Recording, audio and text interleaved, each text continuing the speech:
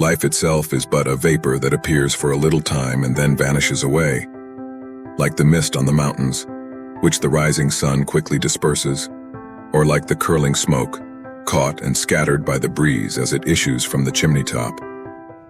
At the longest, life is but for a little while, but often it is cut short in its prime.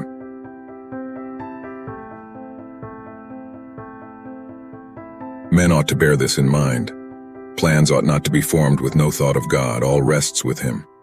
We ought to say, if the Lord wills, we shall live and do this or that. For that is the simple truth. Whether we consider it or not, all will be just as our sovereign God pleases. James 4:13-16. Come now, you who say, today or tomorrow we will go to such and such a city, spend a year there, buy and sell and make a profit, whereas you do not know what will happen tomorrow. For what is your life? It is even a vapor that appears for a little time and then vanishes away. Instead, you ought to say, if the Lord wills, we shall live and do this or that. But now you boast in your arrogance. All such boasting is evil. Psalm 90:12, teach us to number our days that we may gain a heart of wisdom.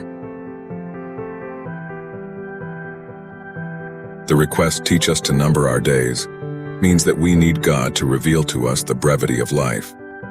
That revelation will help us grow wise, and wisdom is important because the choices we make during our brief stay on earth have eternal consequences.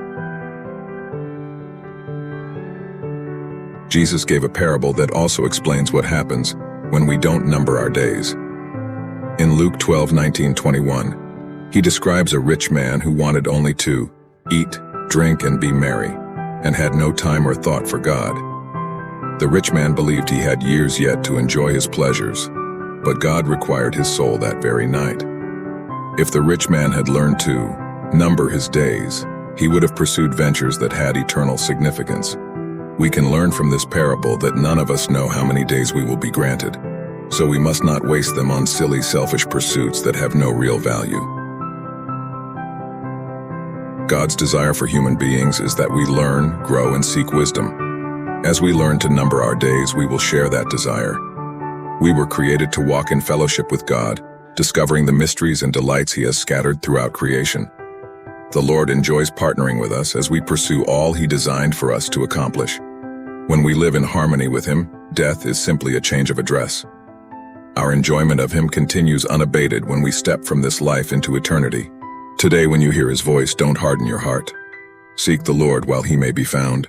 Amen, and may the Lord's grace be upon you.